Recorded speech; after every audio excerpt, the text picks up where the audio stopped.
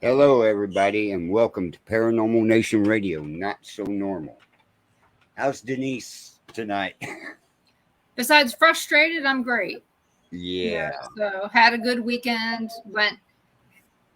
Ended up going to Malvern Manor unexpectedly, and had a good time with the Burnison family reunion. How did the family like Melbourne?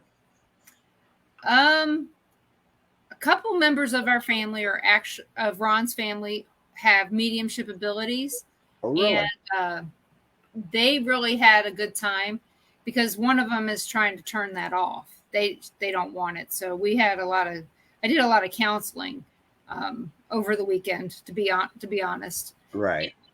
Which is fine. Whatever they choose is up to them.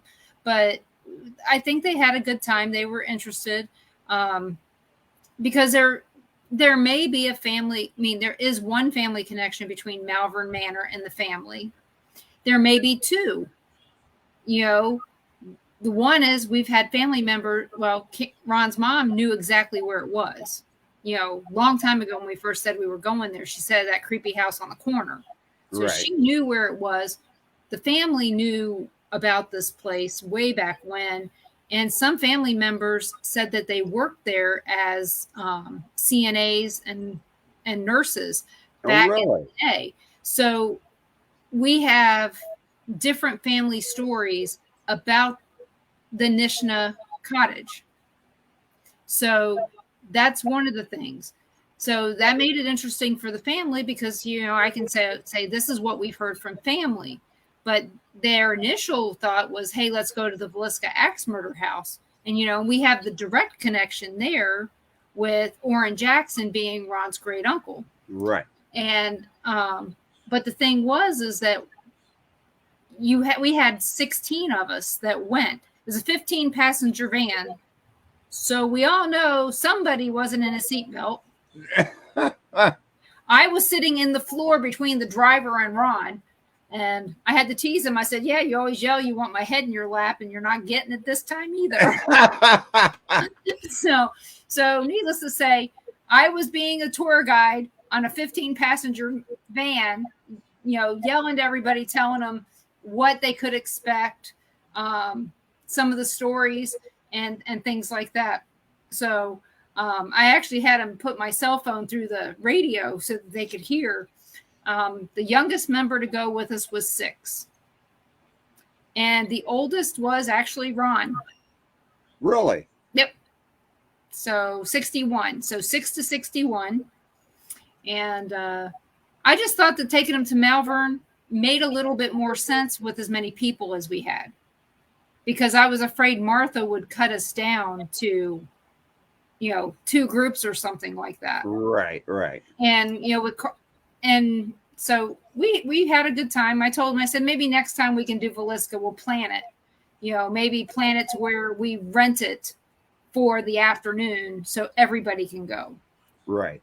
But again, there's theories that the guy who killed the people in Villisca stayed in Malvern.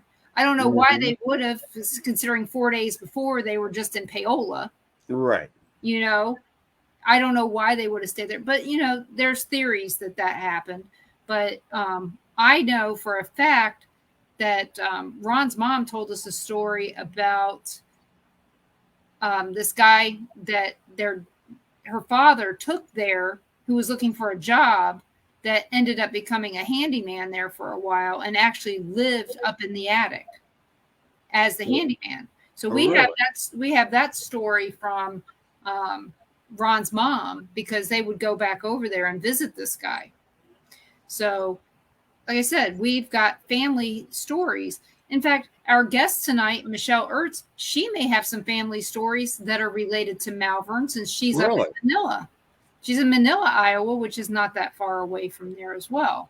And then Rex, I don't know. I don't think Rex has any family stories other than investigating there. But so we have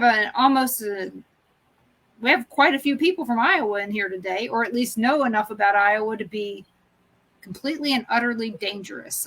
Ooh. So, but yeah, we had a good time with our family reunion. We had one story happened. We were at dinner, and Ron's cousin was there, but his uncle in spirit was there, his uncle Larry, and he kept yelling and laughing at one of the cousins, calling him a dick. Oh, And so I'm standing there and I'm going, okay. And I said, just so you know, I said, Larry's calling you a dick and laughing. And he goes, well, he always said I was one. I was like, okay. Then I walked away. they knew. So, hey, Yeah. So I did a few readings and some counseling, of course, like I said, but it was all fun and glad to be back. Oh, good. Good. And now you're getting ready to take off on another trip. Yep. So next Monday night show will be from the beach, and next Tuesday night show is going to be on the road, hopefully. I'm going to find you a guest just in case. That's all right. That's all right. Just in case I'm not able to come on. When are you guys leaving out? Well, now that I don't have a stress test, we could leave tomorrow night if we wanted to. Oh. But that's kind of up to Ron. I'm in a hurry to get there. You know what I mean? Yeah. I'm just want to go. That, and you got to travel with what, 1 or 2 dogs? 2 dogs. 2? Yeah. They're the size of one of our cats. The two dogs are the size of one of our cats. I know. That's like 12 pounds a dog. So, but yeah, I don't know. So we're scheduled to leave Thursday morning, but we could at least get down past Springfield if we left tomorrow night. So it'll be good. No matter what, it'll be good. Supposed to rain the whole time. But you know what? A rainy day at the beach is still better than a rainy day in Kansas. That ain't no lie. That ain't no lie. It's been raining off and on all day today, and the sun finally popped out. Well, it's dark here. So. Is it? Well, that means we'll probably get some more of it. Well, at least it'll make it easy for the kids. They don't have to water the tomato plants. I know, but now I want it to quit raining. I've been working on the house and trying to install windows, and it's a little pain in the butt doing it when it's raining. Oh, yeah, because the caulk doesn't want to dry very good. Well, I have to redo the whole thing because I'm putting the windows are 6 inches longer than the old windows that were in here. So I had to tear out all the sheetrock and start reframing. So as you can see, there's Michelle. He made it. Yeah. So well, we better get our guest up here. She's sitting down here looking at it. Cow, you don't need me tonight. So. Oh yeah, we do, because later on, Luke's got a story for you. Oh, really? So our guest tonight is Michelle Ertz. Hey, Nigel, Sandy, Debbie, Gary, Mort, and Susan, and Mike. So we're gonna welcome Michelle Ertz into this. Did you let the dogs out? Yes, I did. Okay. And so it's going to be a really good show. Welcome, Michelle. Sorry we have no Cameron here for you to abuse tonight. No problem. That's even better, probably. So I know that you opened a brick and mortar store up there in Manila. Yes, I did. Tell us about that. So in November of 19, I became a Reiki master and was doing healing energy treatments and everything out of my home. And then I kept thinking, I want something different. I want something different with my life. And I've been in management since I was 14 years old. And I was done managing people. I wanted to get out and be on my own. There was a building here in Manila that I thought, that might work. So I was going to put in a healing center. Well, then a friend of mine had a boutique who said, well, I'm going to shut down. Do you want to just assume all of my followers and everything and have a boutique and healing center? So that's what I ended up doing. So I have Omishka, mind, body, soul, and so much more.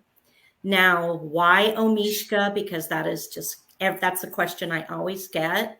Well, whenever I was younger and I would do something stupid, which was frequently, I always said, Mishka, you're an idiot, or Mishka this, or Mishka that. That was just my name for myself when I was scolding myself. So I thought, well, someone said, well, I was trying to come up with names. And they're like, why don't you call it Mishka? I've heard you call yourself Mishka before. So I look up Mishka, and one of the definitions is a light from heaven. So when I do healings, I'm working with the light from heaven. So I thought that fits. So that's what I did. So we're have all sorts of metaphysical stuff. We have tarot card readings, psychic mediums that come in. We do the healings. We do IV treatments and just a whole variety of things. When you say IV, you mean IR light treatments or? No, we actually do IVs. Here in Iowa, you can go in and get a vitamin D IV. You can get an IV with just all sorts of different cocktails. So you just come in, and I have 2 registered nurses, and that'll work here. And they'll just hook you up and give you the vitamins and nourishments that your body needs. And you take 30 minutes to an hour, and out the door you go. Really? Oh, that's interesting. So Yeah. you guys get a lot of people in there for hangover treatments? Not yet, because we're just getting started with the whole IV part. But man, have I had phone calls. Well, I'll we bet. could have used you at the family reunion. I'm sure, yes. You set up out in the hallway at the Red Coach Inn. A bunch of my Yeah. relatives I'm not found kidding. out they served alcohol in Iowa. Lots of it. Actually, in our hotel. I mean, we had in the hotel, the Red Coach, they had a restaurant and a bar. And apparently the town whore worked there too. So they had everything they could possibly Everything. What more could you want? Right. And then they also had me and Ron to make sure that everybody got back to their rooms. Well, that was good. We were the last ones up every night. Yeah. Oh, wow. Yeah, we Babysitting may is a have to big get a hold of deal. Michelle the next time we go to Melbourne, and the next day have that paranormal hangover. Yeah, you'll have to yeah. come up Go with a down there and paranormal get an hangover. IV.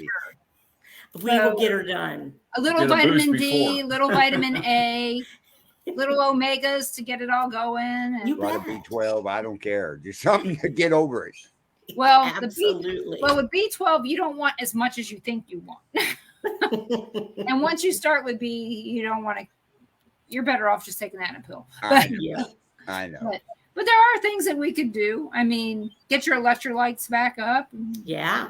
So Whole variety. yeah, like I said, that's one thing I do know. I do know quite a bit about supplements, and not that I always follow it. I know it. You know, then that suck. We know all this stuff Right. of what to do, and then we go, Yeah. I'll do it later. Yeah. I'll- Yeah. Maybe next week. You don't do it. Yeah, I do. No, you. Yeah, I do. I take my omegas. I remember those. I remember my probiotics.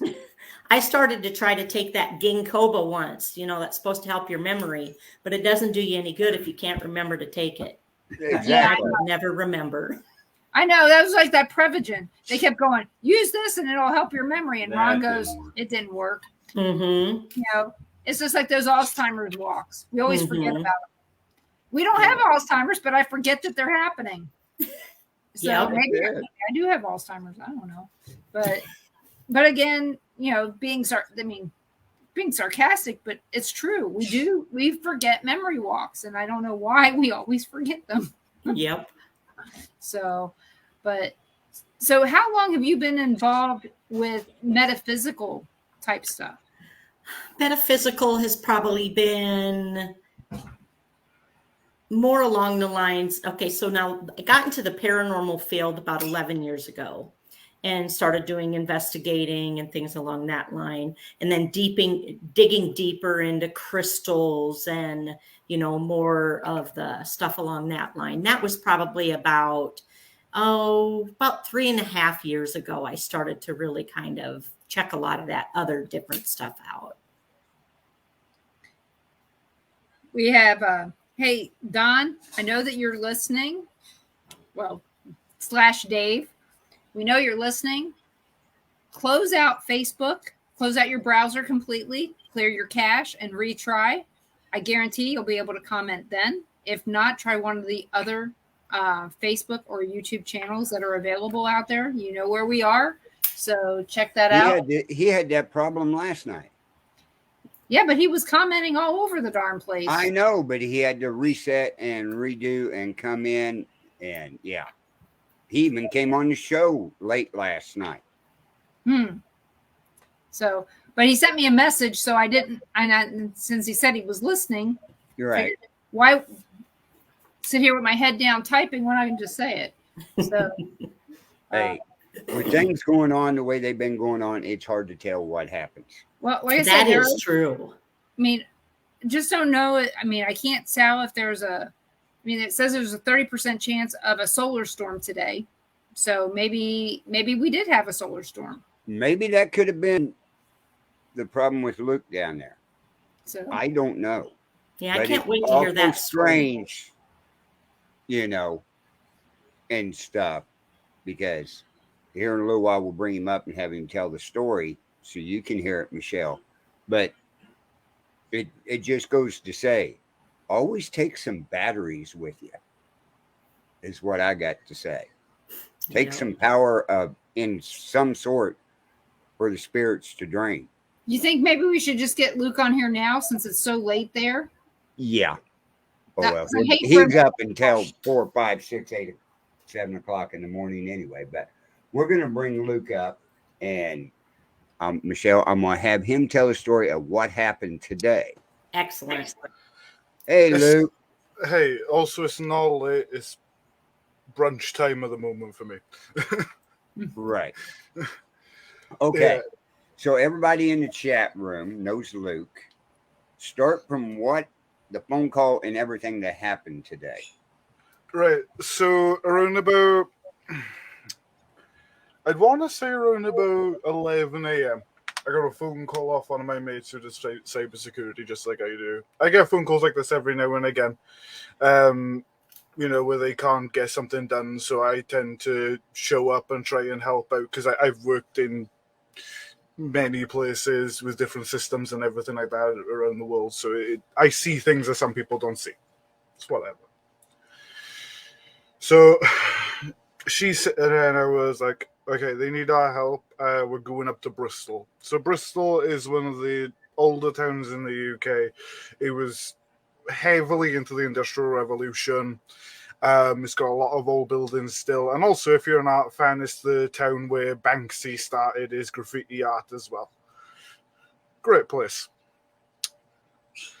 So we load up in the car, laptops, battery banks, everything. Load up into the car, start driving up it. It's about an hour and a half drive if you take the right route. 2 hours if you don't.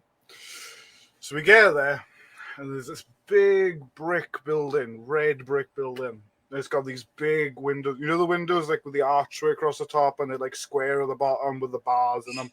Yeah, those ones. So I'm looking at it and I'm like, this can't be the place. And then they come out of this fire exit and they're like, oh, we're back here. So go into this other building. This is also another brick building, but not as fancy windows. In fact, it has very little windows. Probably something to do with the window tax in the UK. We don't have a window tax anymore before anyone says anything about a TV license and everything. We don't have a window tax anymore. But, so we go into the building. Laptop's out on the table. She starts hers up first. Nothing. Won't turn on. We just charged it before we came out. We charged everything up in the car as well. Nothing. It's saying low battery. It's plugged into the mains and it won't draw any power. So I'm like, okay, whatever. You might just have a dodgy laptop. So I check mine on. Mine starts up, gets into Windows, loads the main page, and then gone. Straight away, black screen, nothing. Doing the same thing as hers.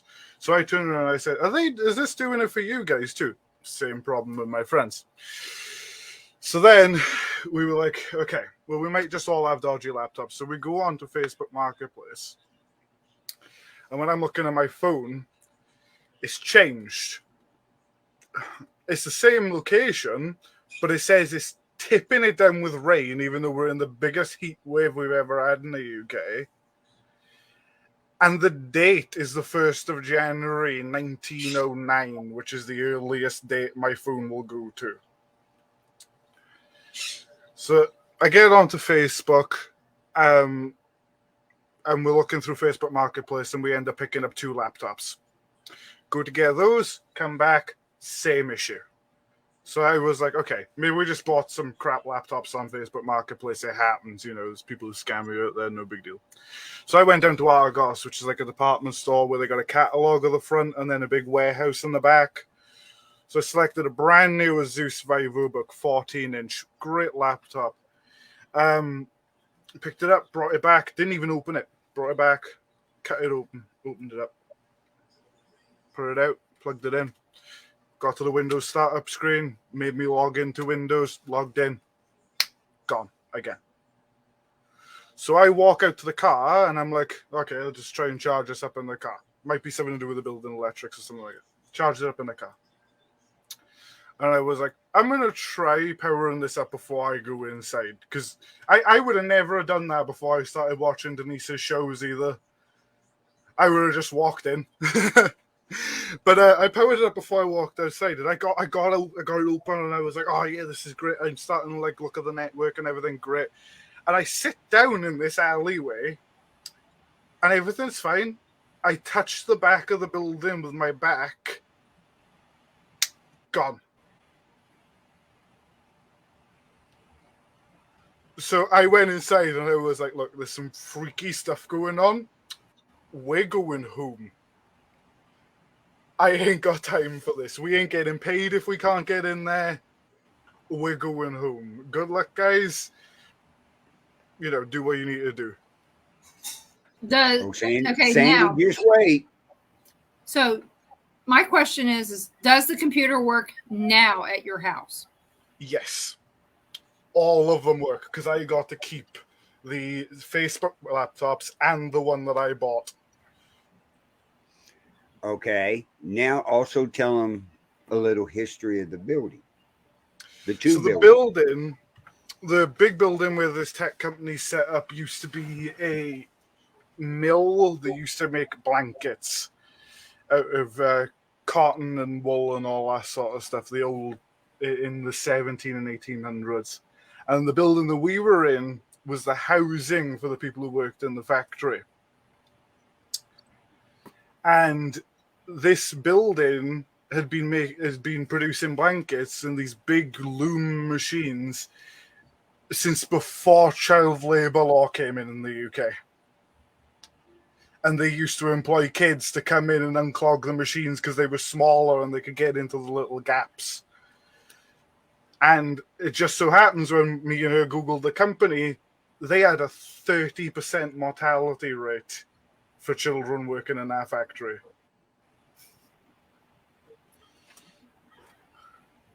I wonder how many digits got lost in there.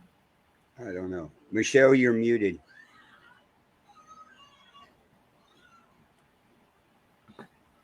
There you go. I told you to enjoy this story. Yeah, that's crazy. What's your theory on it? I'm thinking there's some rambunctious little ones that are still in there and just pulling all the energy they can get. That's what it sounds like. The tech company that's moved in there had... So normally when you set up an office like what they've got going on where they store data for big companies, I'm not going to mention their business name or anything because they got right to their own privacy. It usually takes around about 2 weeks to set up, at most, because you just got to put all the servers in and then run the wires and everything.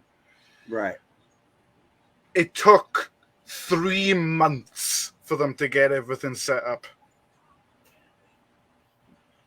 And it's still not all the way set up because you can't get the important stuff taken care of. They called you in. Now, question, how'd they know to call you? So they call my friends the security testers. They do security testing on a lower level than me, and they offer a cheaper rate. So then they called me in because they thought that maybe they got some stuff that they hadn't seen before.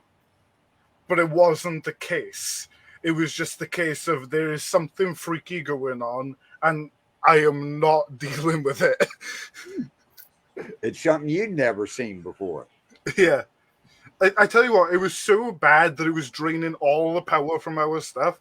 I went to go outside and have a vape while I was up there with this exact one, which is working now. You've seen me going at it. Dead. Like I said Wow. before the show, when you were telling us this story, I said the same thing Michelle did. Either some children's spirits playing pranks on you and stuff, or there's something there that just doesn't want these people there. Period. And being a building and way back in the 1700s until now, and the history of it, yeah.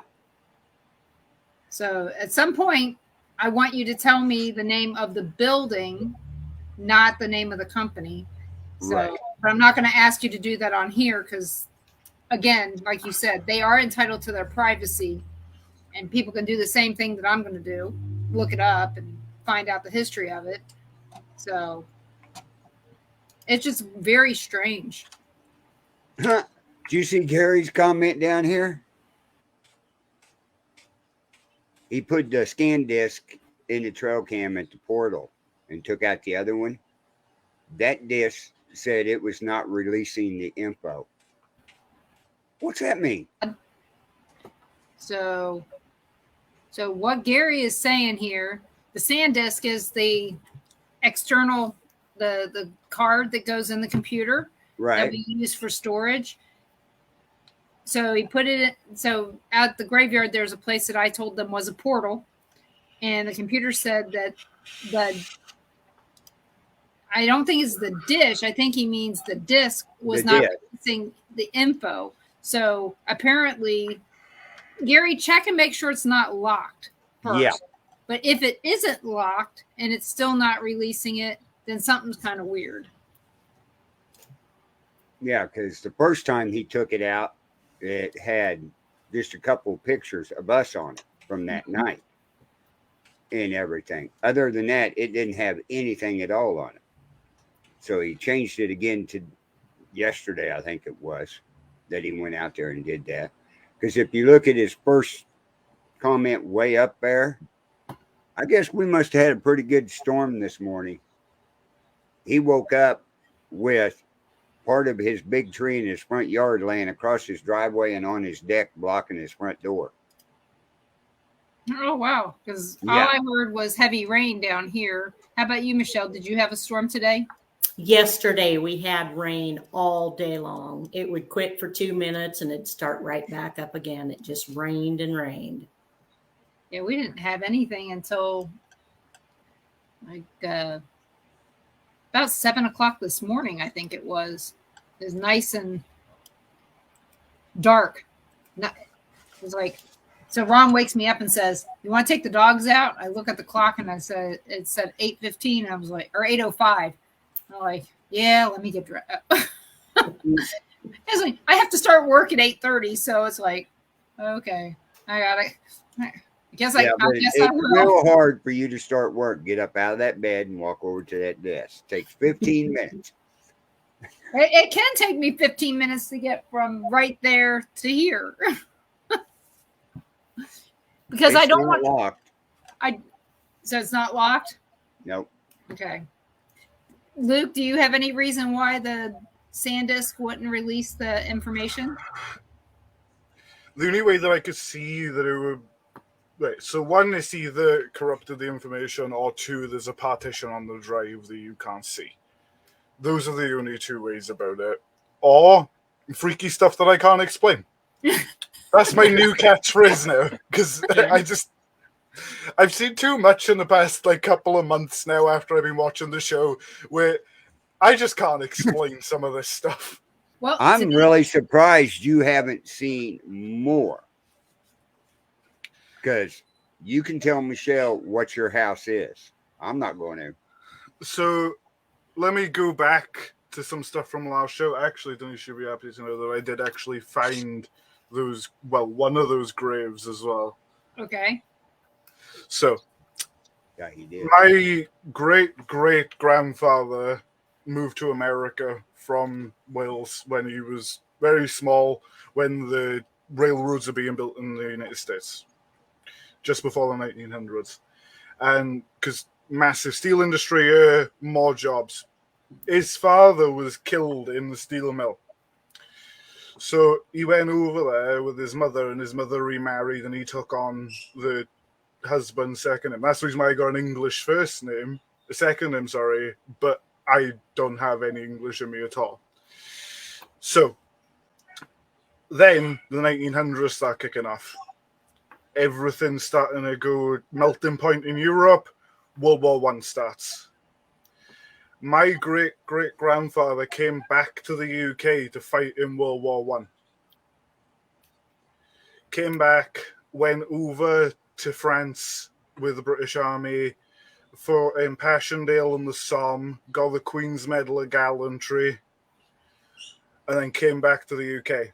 After that, he decided that he didn't want any of that anymore and took up the faith at the end of the day. So he bought this building. Well, he didn't buy it. It was already built, and he got put in this building. And this was his church,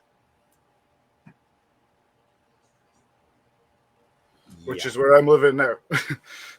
He's turned the church into a 5-bedroom home, right? Yeah. Yeah.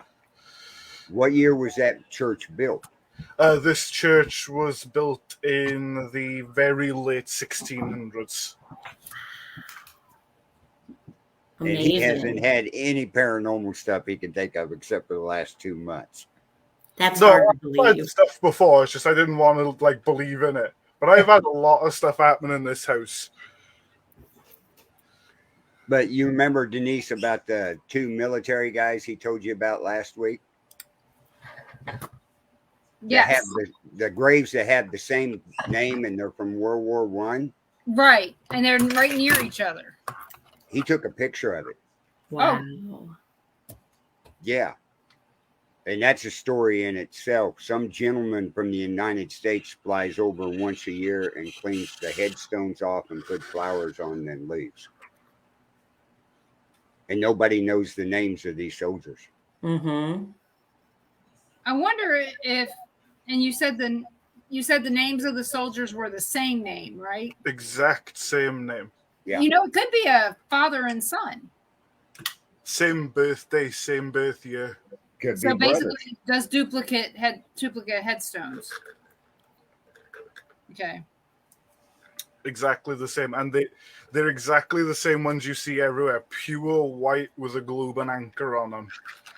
And they're right next to each other. But the crazy part about it is we did have a US soldiers stationed here where they were waiting to go over to France in World War One.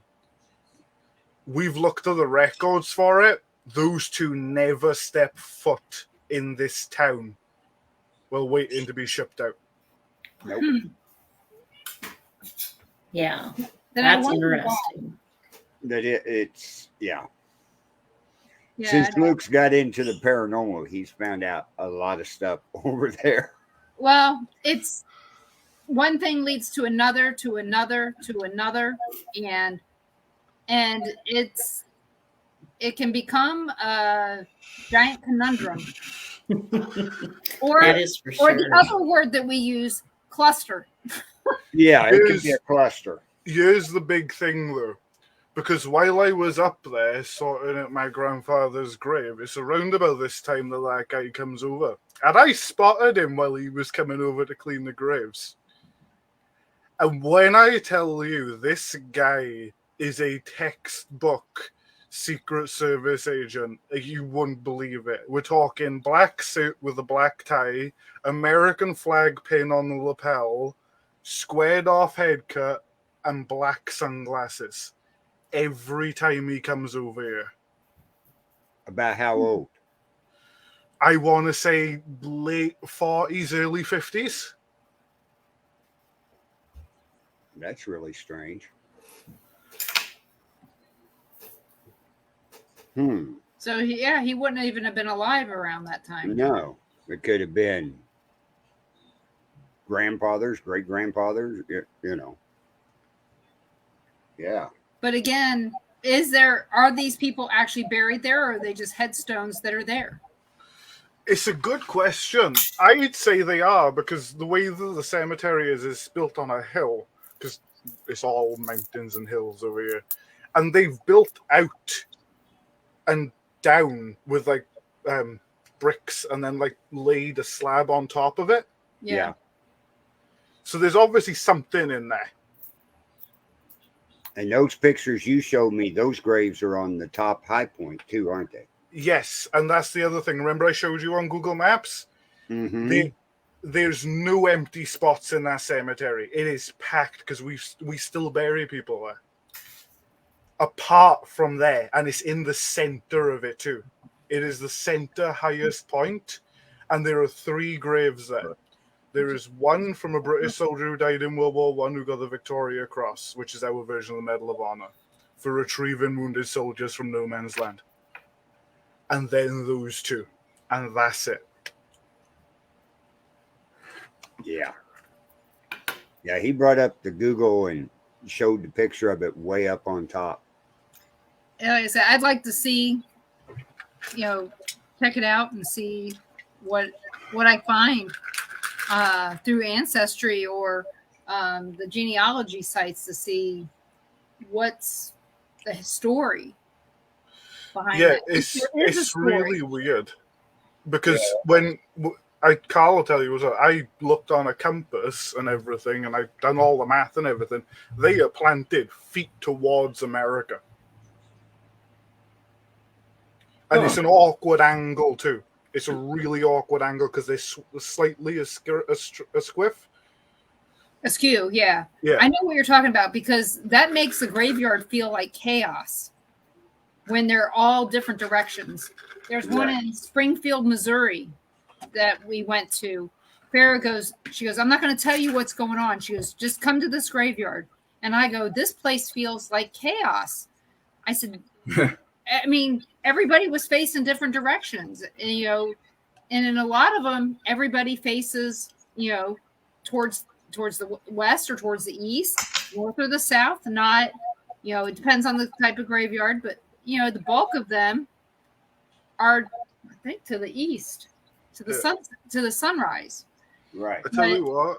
But this one was weird because one row would be going east and west, and the other row was going north and south, and some of them were off kilter. And it's like, I told him, I said, this just makes me feel dizzy. Yeah. Well, he's getting ready to bring the picture up to show you all of you about this. Have you ever been in last week during shows? Have you ever been in a graveyard like that, Michelle? Yes. And it's uncomfortable, very uncomfortable. And the thing is, you don't even know. I mean, you only notice it because you're used to seeing them all lined up, and then all of a sudden you're going. Yeah, you're looking for someone, or you're looking for a name, and you're walking, and all of a sudden it's like you're just going every which way, and it's all zigzagged around. Yeah, completely messed up. Yep. Don't go into a military cemetery. You'll never see that. No. It'll always be one way. Right. So if I pull this up really quick, you'll see this place is packed. Oh, yeah. Completely and utterly packed. So if I zoom in over here, not there. Yeah. It's right up on a hill. That's those 2. And then there's the other one. And there's this massive patch with nothing on it at all. Yeah. And Susan, the next time we're in Springfield, we'll take you out there. Yeah, we'll definitely go. It's near Farrah's old house. Yeah. That's a big graveyard. Oh, yeah. If I go ahead. Yeah, look at the size of the town and look at the graveyard. Yeah. It looks like it's about 1/5 of the size of the town. Now, here he's going to show you, watch this. You'll see the headstones up there. So you can see the terrain and everything. You can see where like the graves are dipping into the ground and everything. It's all built on this massive hill. If I go down here. Now, how far is this from you? Not that far. Right. Can you get in there? Yeah. I might be able to. Give me a moment. The No, I mean, entrance is down when here. you can get in the Physically. graveyard, right? Visit. Okay. Okay. There it is.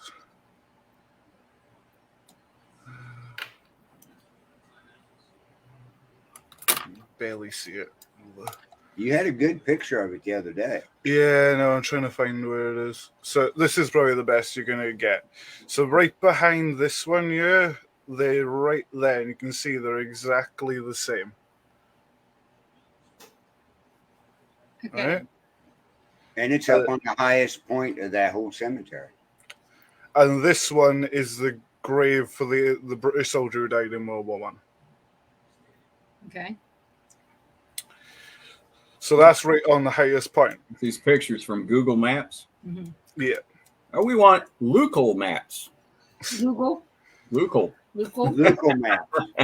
I'll be Close. able to get up there when I go and have a look up there Okay. again, because I'm down this end.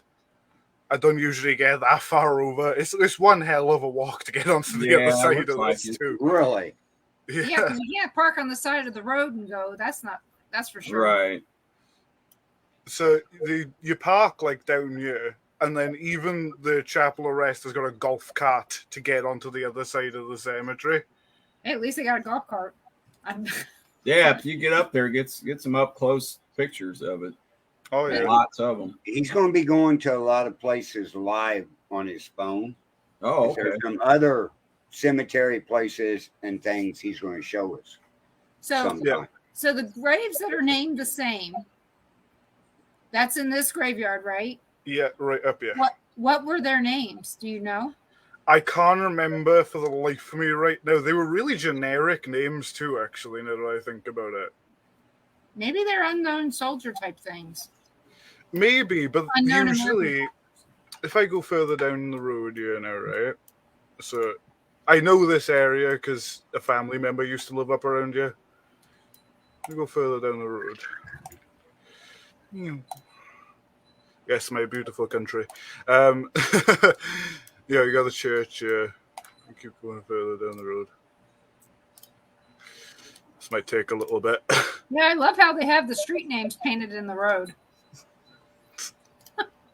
No, it's a joke. I know. If you're ever in town, by the way, great place to get food. We go further down. There's a cenotaph here with all the names of the unknown soldiers and everything on it. Oh, okay. That's cool. Yeah.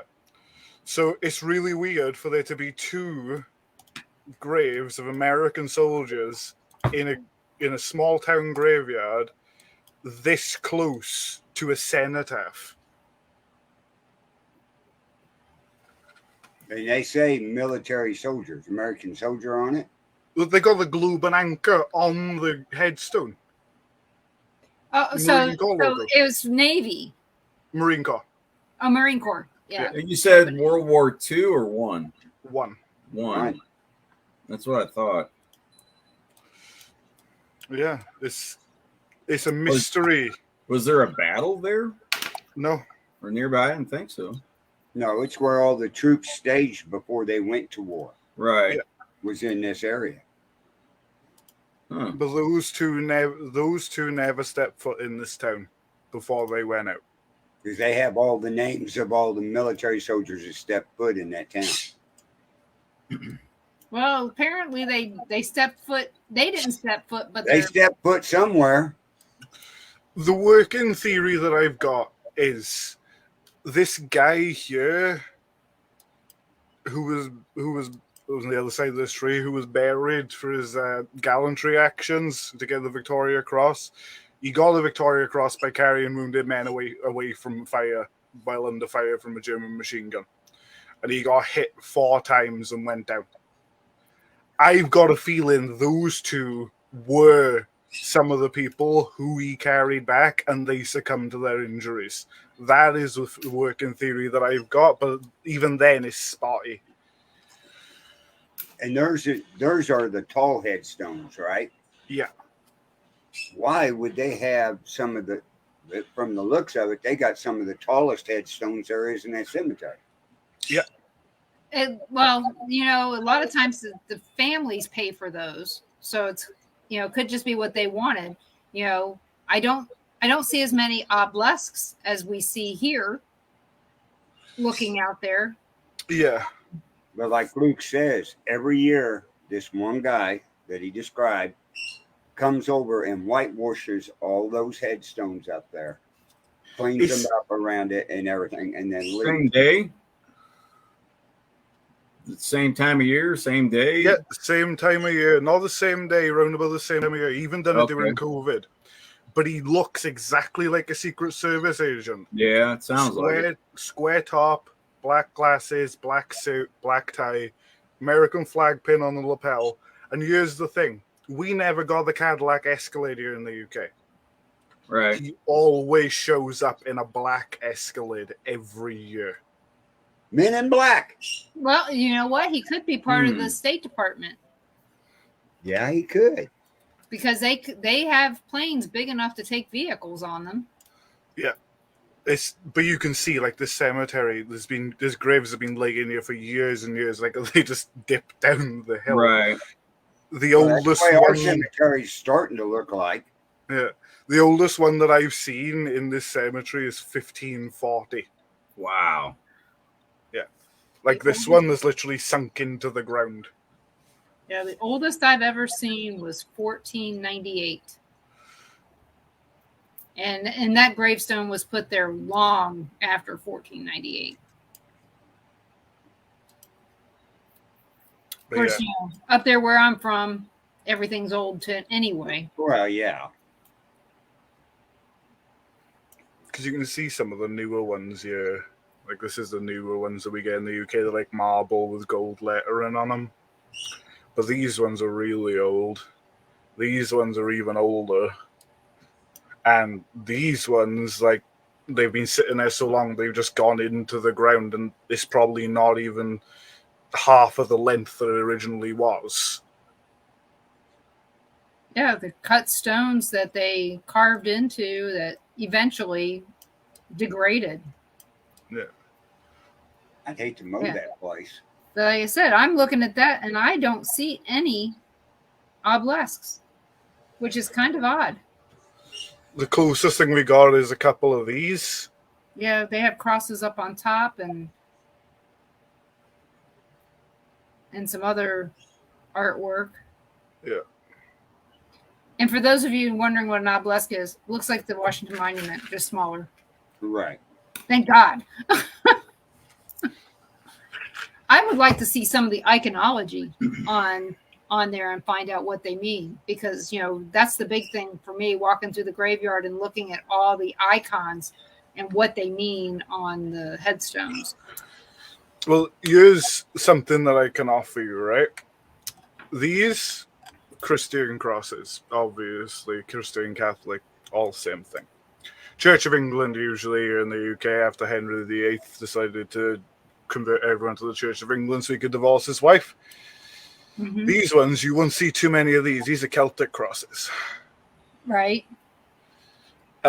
Usually, you'll see these from people who believe in the old teachings.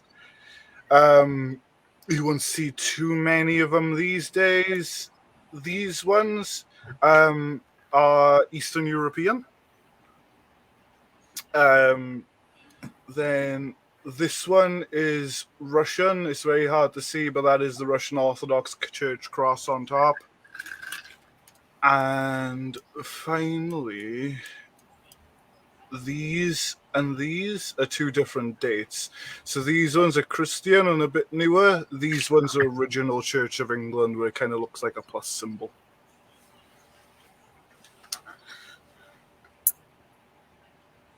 That is interesting as all get out. Very much so. Yeah. And then you got like stones everywhere. There's one that's just fallen into the ground as well. And starting to succumb to the earth. How would you mow that place? Oh, Very man. carefully. Oh, Gary. Ah, ah, that's a nightmare. Woo. Man, you're not That's a kidding. never-ending job. Hey, but Yeah. you know, it does look pretty nice. Oh yeah, You guess some then are like built like this, right. which is the more awkward ones. So usually a funeral that has a grave like this, it takes 2 weeks longer than a normal funeral because they've actually got to build the grave in the plot, Yeah. which is just Do not, surreal. Do not call Gary. I was gonna put that Gary up. goes, no, I'm not mowing that. I'd hate to weed eat it. Yeah, just gotta. Oh, Yeah. We can call you Gary, you just won't do it. yeah, the weed eating would be ridiculous. Oh my gosh. I don't think you could pay me enough for that. They probably have an entire crew of people that do that. It's mostly volunteers. Oh wow. Yeah. Volunteers. There's a Yeah, one call thing me we for were weed on- eating? No. I've got an idea. Give them a couple shots of Penderin and turn them loose. So one time I should show you guys the graveyard there at Dill Cemetery, the one that I told you guys you have to go up and up and up, Oh, and they're man. still burying people there to this day. So we have Nice. to park in a parking lot down at the bottom of the mountain, and then you have to walk up these stairs to get to the road, and then across the road and up the stairs, up the stairs, up the stairs. And the Hatfields and McCoys are buried there, near each other, even. Mountain goats. So I don't know That's how. what I would put all over that thing. It'd eat it. Then who's cleaning the poop? Yeah. Or fertilize it. Shovel. Fertilize. There you go. So, but yeah, that place is strange. I told him, I said we had to go once before, while my mom was still alive, because I told him, I said, I don't know when we'll get a chance to go back, but it is strange when you think about how they're burying these people up there still. How do you get them up there? Yeah. And I kept telling him helicopter, I guess. I don't. They ask you to be a pallbearer. Before you say yes, it's like the moving question. I think I'm out of town that weekend. Right. Yeah. I'm moving. I'm not available. I can't help. I didn't tell you when. Right. So I could just see him trying to do that. No. So Yeah, that is crazy. Michelle, have you ever investigated any graveyards or anything like that? Yes, we've done several. Have picked up a lot of different feedback, or I shouldn't say feedback, but EVPs of different people. There's a few, interesting ones here in Iowa. We've got several different ones that we go to or have gone to in the past, and seeing shadow used dowsing figures. rods out there? What's that? Have you ever used dowsing rods? At the Oh cemetery? yeah, yes. What I kind love of- the dowsing rods. How do you use them out there? How do I use them? Or Okay, how do so you communicate with them basically, out there. I'll just say, is there anyone here with us right now who'd like to talk with us? And then I'll say cross for yes, and then I'll say point to the direction you want me to walk. So then I'll have them point me to where they want to lead me. And then we just kind of follow their lead and go to where they're at. And then we do the, is your name? And we usually throw out trick names too, just to make sure we're not just saying what's on the headstone, saying something else as well. Do you use the dowsing rods to make sure that you're at the right grave for a male or female? Yes.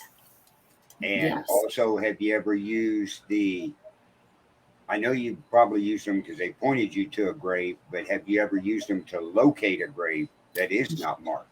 Yes, we actually had a situation. Had a gentleman contact me, and he said, "I'm going crazy."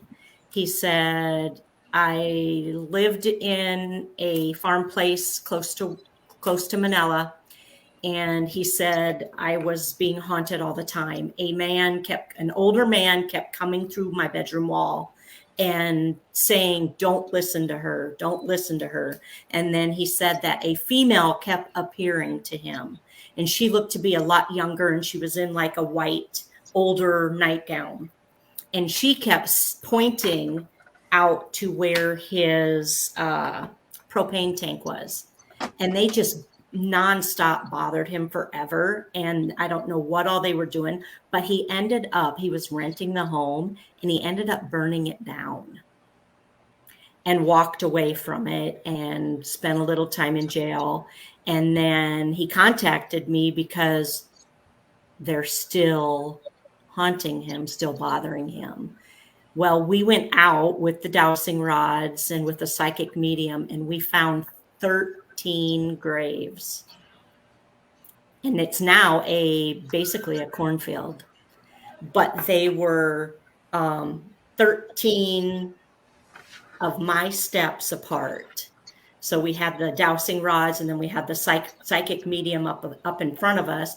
And I had the rods, and it was like, okay, so I want you to cross when I come to a grave, and it would cross. And then I'd start counting my steps going towards where the psychic medium was leading us. And I'd get to 13 steps, and it would cross again. Do it again and again and again. But okay, so I have this information from everything that we gathered from it. This is my first time sharing this story. Okay. We gathered that he was a well-known man, and everybody knew him. He was very trustworthy. He had a family of his own. There was in the older houses, you lift up the floor, and that's when you go down into the cellar. Well, they had that in his kitchen. And apparently he would keep a female down there while him and his family and everything were in the house. And then he would we're not really sure what kind of abuse he inflicted on them, but he just abused them, and eventually he would kill them and bury them.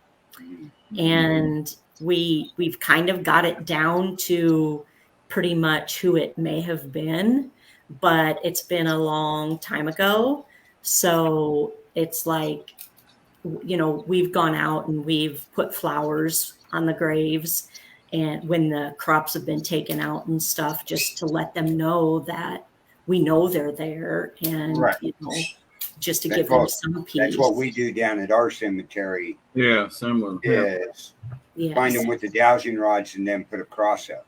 Yes. Because we know of a record of 80 people being buried there, but there's only 58 headstones, right? Yes. And stuff. But we also use them not only to locate the grave and find out if they're male or female, but how far they're buried down in the ground. All we do is ask the dowsing rods to cross in feet. Tell us how many feet to the top of the grave. Every time they cross is 1 foot. Oh, I'm gonna have to do that. Try Gotta that. get a video of that, Carl. And also, I would ask Get a them video of you guys doing that so you actually show everybody, So- and then put it on the show. the way that I've done it It's really interesting, guys. is, I can go to a grave, and when you start at where you think it's the top or the bottom, and if the rods cross early, like 1 step, it's a baby, 2 steps, it's a child, 3 steps, it's a teenager, 4 to 5 steps, it's an adult. And so you can tell that by going down that way. That I've been able to do that. And we'll do it when I can't see how old they are. Mm-hmm. One side has the family name, the other side has other information. But what I really hate, though, are the gravestones that say somebody was supposed to be buried there and they never filled in any of the information, so you don't know if they're really there or not. Yes. Because a lot of these older graves, especially down to our cemetery out in rural nowhere, right? They got a headstone and there's 2 graves behind it. but only one headstone. So you don't know who is buried in which one. Yes. So, You have to assume that the one to the left was buried first, based on the fact that we read left to right. right. That's how I think of it. And you have to remember back, we go back 40, 22, 62, 63 years ago, around in that time frame, the motor grader guy got tired of going around the cemetery. He went right through the middle of it and made a road over the top of what appears to be graves. Mm-hmm. So we have all that going on. We do investigation and campouts down there and trying to figure out a lot of the stuff. So, Yeah. so have you ever been able to identify a portal, Michelle? Oh, yeah. Yes. We actually had two pretty major ones here in town. One of them was up at our school that had been torn down, and it was pretty much a man-made one. And there was a lot of negative, bad things that had been released into that school after it had been shut down. Is this a place that I know about? Yeah. Okay. Yeah, I think we know. And yeah. And it was a lot of very, very dark stuff. And we've even been told now, you know, the school's been dark or been torn down and everything's gone. But like I'm part of the Manila Area Historical Association, and we have lots of the school stuff that was in the Klondike. Well, we ended up getting several entities, and one in particular that was really bad. I mean, the Klondike is a really calm place. If you want to learn ghost hunting, if you want to experiment, if you want to hang out, if you want to have fun, that's a place to do it. So, is there spirits attached to items from that school? Is that what you're saying? Okay. Yeah. And we were also told from the person who had been operating the school that they had purposely released 11 things, and they were only able to get 10 back before they were removed from the school. Okay. So that one ended up down at our Klondike, and there was a whole lot of havoc and just not good stuff going on. And luckily we were able to remove it, but it took a lot of effort and a lot of time to get that done. But that, thank goodness, is over now. But we had a lot of people getting scratched, punched, just a whole lot of things that weren't the norm. But thank goodness. How did you find the portals? Right. So I'll just flat out say it was a bunch of witches. Okay. So basically the bottom line is I know a group that several of them are witches. Several of them have experienced a lot of this kind of stuff before. And they're psychic mediums, they're the whole 9 yards, and they help to discover the run up at the school, and then they help to get that closed. And then they came down to the Klondike and helped with that one as well. But we have another one here. Yeah, what's the second one? We have another one here out by in a part of our town that, from what we're gathering and what, I mean, Denise, you know what the guides are telling people, and you know the messages they're getting from spirit are that when the railroad chose to go through Manila, it affected a female and her family, and she happened to be a witch at that point in time, and she was not happy about it at all. So she cursed this town. And there was a ritual that was done on the land, and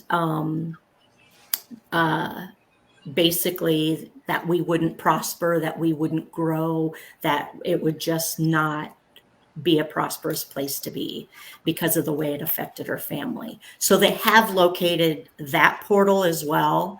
However, that portal is different because if they take and try to close it, it's also allowing good. So if they take and try to close it, so they've all been working really hard on how to pull the negative and push it back down into the earth, send it down to the water, to the aquifer that is right below that area. There's a huge aquifer, and have it cleansed and then let that energy be released back out. So that is what we're kind of trying to work on.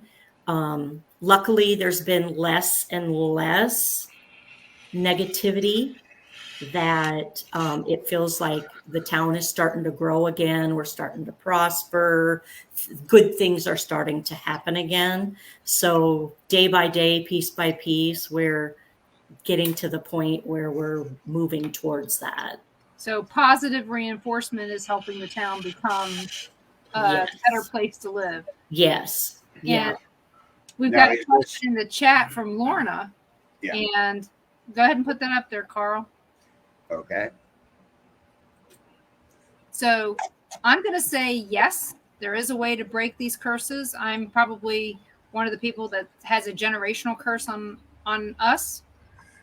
So, oh, and when you said witches, I wanted to tell Carl that he lucked out. He got one bitch to tell him where one was. Yeah, we changed the W around there, and So, but you weren't. Yeah, you told us, but we had other people showing us too. yeah, but the thing was, they never would have said anything probably if I didn't. They wouldn't have. No.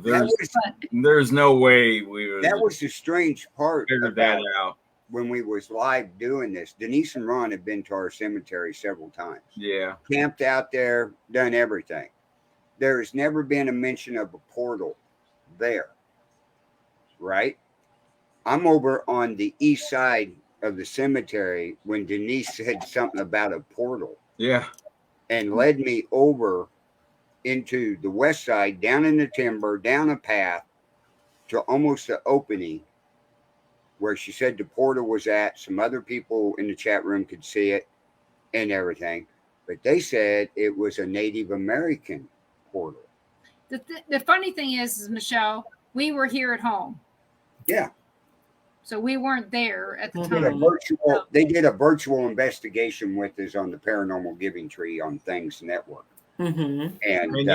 And you pinpointed it with your dowsing rods. The Yep. same way I did at the portal in the Sally house after I saw what I had seen. And you could tell when I walked in it, it was a little cooler, but nothing real dramatic. But the only thing I did really notice was when I was standing where the portal was supposed to be at and using the dowsing rods, when I asked the question, usually my dowsing rods will go like that, right? These things, and you can watch the video, go just like that fast. And I not only did I say thank you and ask them to open it, I said, please open it before they would open. I've never had to do that much asking them to open the dowsing rod. Right. Yeah. So, but being a Native, I've heard of portals, but I didn't know there was specific portals like that one's for Native Americans. Well, the thing is now, the question is it truly for Native American, created by Native Americans, or is it, like we were talking last night on my show, was it created by Native Americans for Bigfoot? Right. For aliens. Maybe it's a time traveling port. Yeah, I don't know. And so in this case, at this point in time, I want to go up there and go through it and see what I feel and, what am I getting now? Yes. Because I never thought, I had thought of the fact that there may be Bigfoot portals because of the fact that they're there, then they're gone.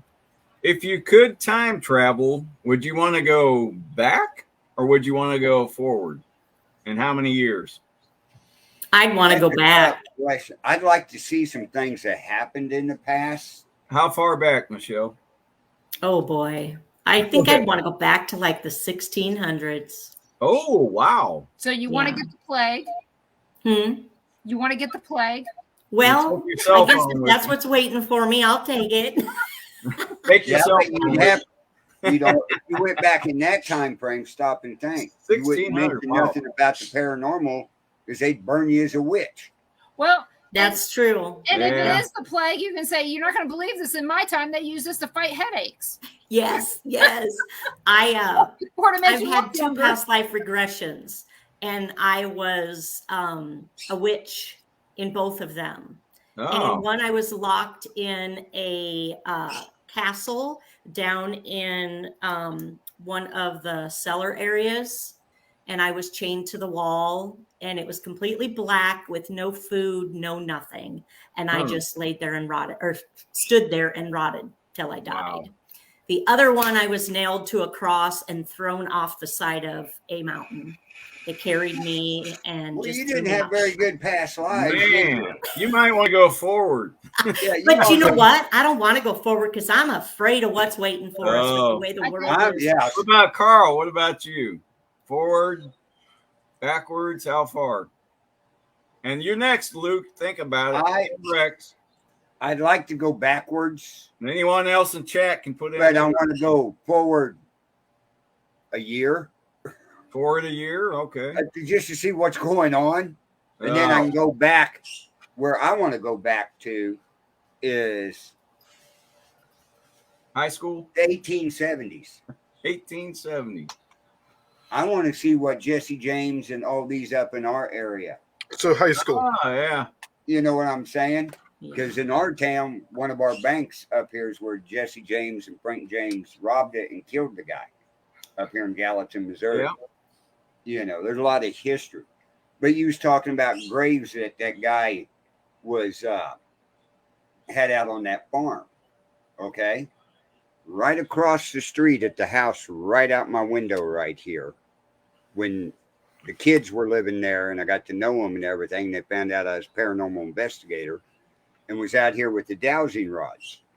Over here at the corner of this room outside, the dowsing rod showed there was a dog buried. Right? Made sense. Right at the corner, somebody buried the dog. So I asked if there was any point to the nearest grave. It point right across the road, went over in their backyard, and as soon as I got there, I said, okay, take me to the grave. And they crossed. I'm standing in a spot that is about 6 foot long, 3 foot wide, that's sunk down about 8 to 10 inches. According to the dowsing rods, this spirit was a lady that was shot when Jesse James and Frank James robbed the bank up here and died.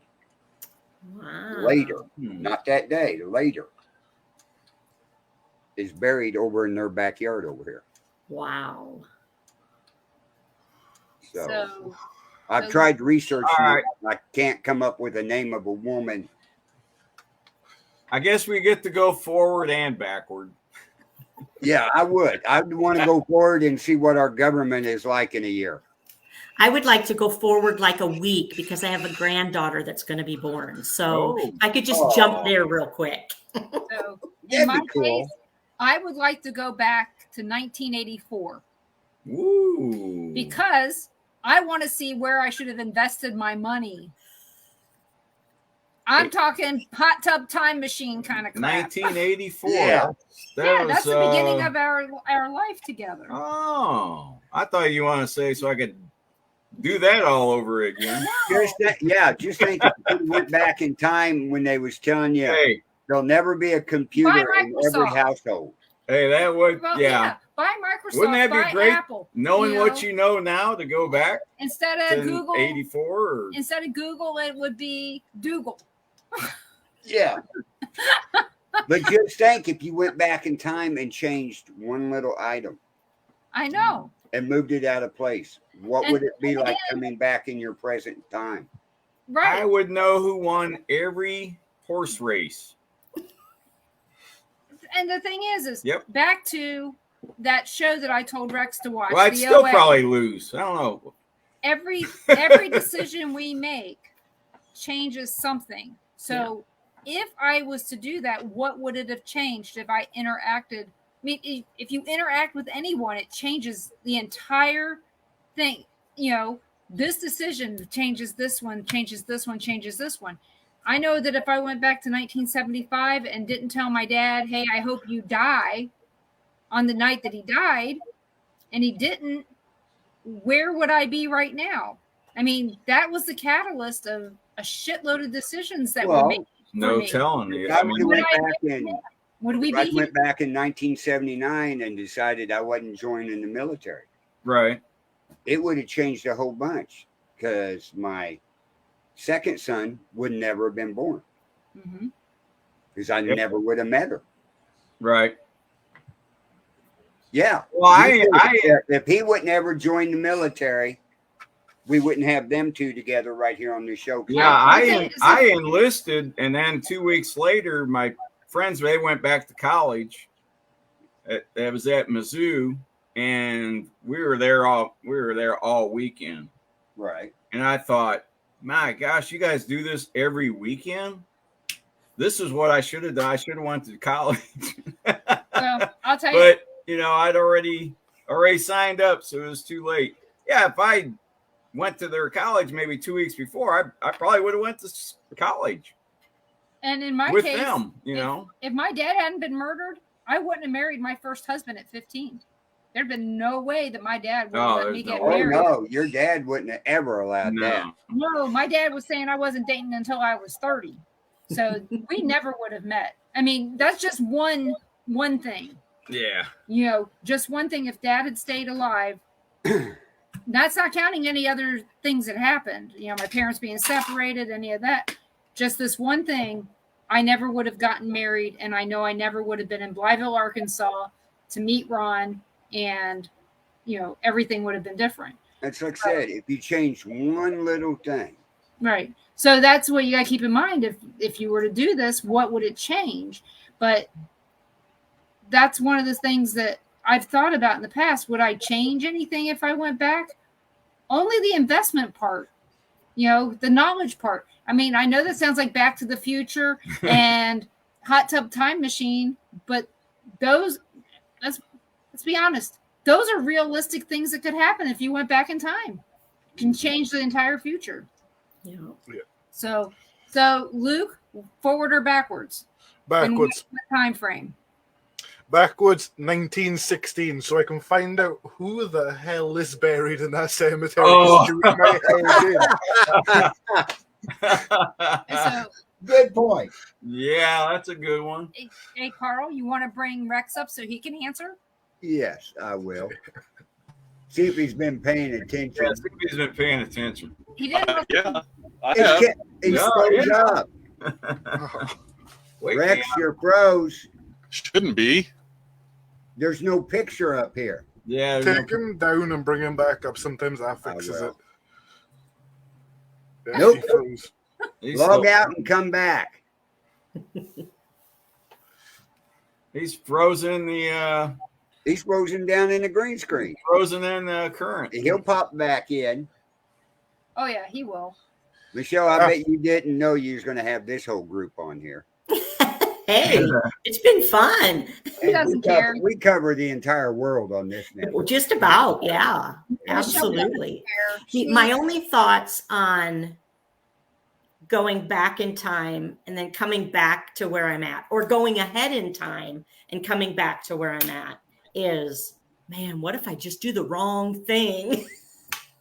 Exactly. I'm too afraid of messing up. Where's Rex? Okay, Rex, your turn to answer. I go back. He'd go back. That's What like year? most people went back. I would go back and I would meet Jesus. Meet Jesus. Ooh. The thing is,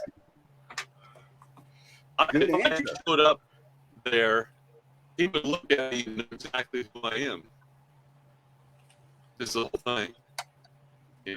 I believe that or not, that's what I do. I go back and meet Christ. Yeah. Good. You're breaking up real bad, Rick. My internet here is absolute crap, and I've had 3 texts in here the last month and still haven't fixed anything. Okay. Well, sorry, CenturyLink can't help you. No, they haven't been. Like I said, I'm sorry, I can't help you with that. So No, that'll change maybe one of these days. October years. 1st, when it becomes bright speed. Right. So So hang in there. that's Just hang in I'm there. trying. 2 more months. he's not changing because he's got internet for life cheap. Yeah.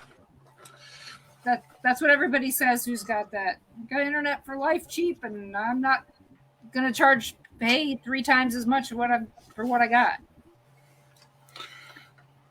And it's consistent most of the time. So Well, all I know is ours has went better since we went to fiber. I ain't had one issue. Knock on wood.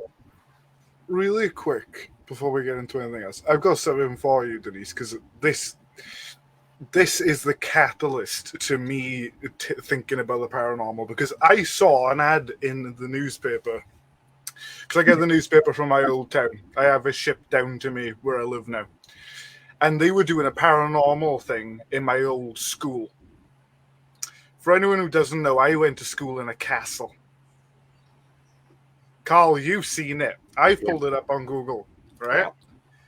And this was the freakiest thing I've ever done in my life. And Denise, it's your fault. I'm not going to sugarcoat it. It's your fault because you got me interested. You piqued my interest. This is it. oh my goodness, that's beautiful. So this wasn't actually a castle. This was an ironmonger's home. Richard Crochet. Yep. Now, he lived in this house until he died. And from here, all the way across, and then up here and across the top was the school. And the music room was up here. I remember the music room being there. I was his library, a round library. But I didn't know how he died, because we learned about the town history when I was in school, but I never learned how he died. So we had something called the Merthyr Rising. It was a massive riot of the steel industry, and they had to call in the army. So they called in the army, and they were focusing on what was going on in town. A group of people came up and broke down the doors and hung him from the window of that tower. That's not good. No, and we were going to school in this place. And the thing that freaks me out is there's a couple of different pictures on Google. This one's from 2016. But every time I look at these pictures, this is in the window. And that used to be my classroom where I used to learn English. And you can't see it from the inside. You can't see the window from the inside? No, this whole thing on the side of the window here. Okay. Can you zoom that in anymore? That's as far as I can go. I might be able to get further up on the path. No, it's probably set to. That'd be a hell of a place to go to school, though. Really. Well, I'm in contact with the person who actually manages the place now. Uh-huh. So if things get better over here, maybe we could take a trip down and maybe try it. Hey. So it still is a school, right? No, they decommissioned the school in 2018. So what is 2 it years now? after I left. What is it now? This portion here is a museum, and the basement's a museum. The back of this portion, there's an art gallery, and that's it. This whole upper section and this section over here is Used to be a empty. school. Oh, that'd be a place to investigate. And so in the newspaper, they said they had a paranormal investigation there. Yeah, and then it was like a ghost walk, and I was like, oh, I'm gonna try that because I class myself as like a very, strong constitution individual, and I don't believe in ghosts or anything like that. I was pitch white by the time I walked out of that place. Well, sorry. It just takes one event to become a believer. Well, I would say I'm a believer, but I'm still a skeptical believer. Right. Because I don't know if I'm just not trusting of other people or that it truly is a paranormal thing. Because like today, twice now, I've heard somebody walking down my hall, and I don't know why. I don't normally hear anything walking down my hall, but enough times today to where I walked out into the kitchen to check to see what was going on. So I don't know. Okay, I've got one. We still got some questions here. Do We you? still got to answer. You got Yeah. questions? Yeah, we still got to answer these questions. Yeah. So, Break curses. I think we answered. Okay. that. Start with Lorna's. Portals yeah, let's do view. both of Lorna. Well, in a second, I'll have to do that. Okay. Lorna wants to know, is it possible to break a curse? And then she also wanted to know is how are generational curses broken? You'd be better off asking Denise or Yeah, I'd say the it's name probably plates are gonna- Michelle's. Yeah, Yeah. Michelle. I can only answer things in my culture. I could give you my version of it if you wanted. I but don't that's do it. curses, so I I don't think know. that's for Michelle. Yeah. Denise doesn't know. She don't know. So yeah, curses can be broken. We've tried to check the lineage for the portal and the curse on Manila and have tried to see if we can dissect it all the way back to maybe another living relative that who is on this earth right now with us. So we are still in the process of looking at all of that to try to see if by going through that living relative of the person who made the curse, if that would assist us in, stopping it on the town. I can tell you that I also remove attachments off of people. So if they do a paranormal investigation or if they have a family curse that has gone from member to member to member and it just keeps going. We've worked a lot on removing that as well.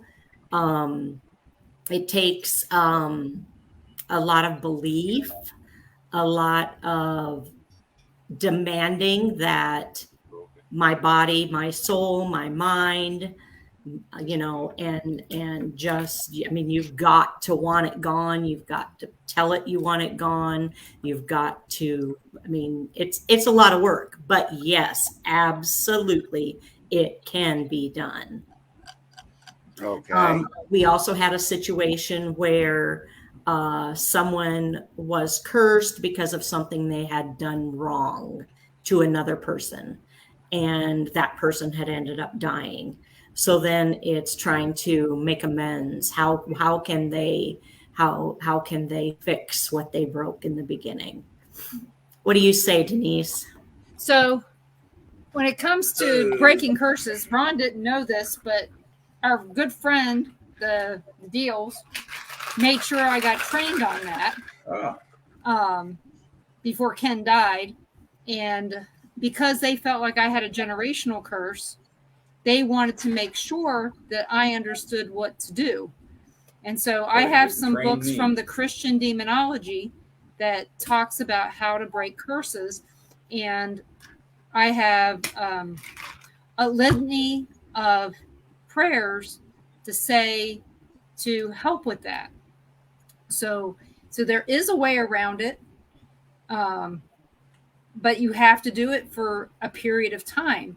And when I say a period of time, it has to be multiples of 7 is one of the big things that the Catholic and Christian churches believe. So if you're like, one of the things that Ken had me do was say these 3 prayers every day for 27 days before we went on a trip, things like that, because that's when things seemed to happen, was right before we would go on trips. And so it's like, okay, so I did that and we didn't have any issues. So So keep that in mind. If you guys have questions about that, let me know. I'll pull up the stuff. I'll photocopy it for you, type it out, whatever you need me to do. But there are things that you can do to break a generational curse, to break just a curse. And the big thing is when you're saying stuff, think about what you're saying, because you could be cursing someone else without actually meaning to. It doesn't take much. Yeah. Right. So, And then next question we have is from Pastor Gary is, how deep can a portal be? Depth wise. how deep is the earth? Does it go down or does it go? It can go however it wants to go. It's like a well. It can go as far as it's going to go. Maybe that's what ley lines are. Maybe that's, it's going all the way through the earth at that point. Maybe that's their transportation, the ley lines, to Right. pop We out don't in know. different portals. So, like I said, we don't know. We have to kind of guess. And just like ley lines, we don't know exactly where they surmise where the ley lines are. There's no proof of them. No. They just say, hey, this Stonehenge is here, and the the Hellfire Caves are here, and and they hook them together, dot to dot to dot, like like your little kids' coloring books. Right. But do we know this for a fact? No. So Maybe someday. Maybe someday science will they'll open their minds a little bit more and say that this paranormal stuff is not really paranormal. It's every day.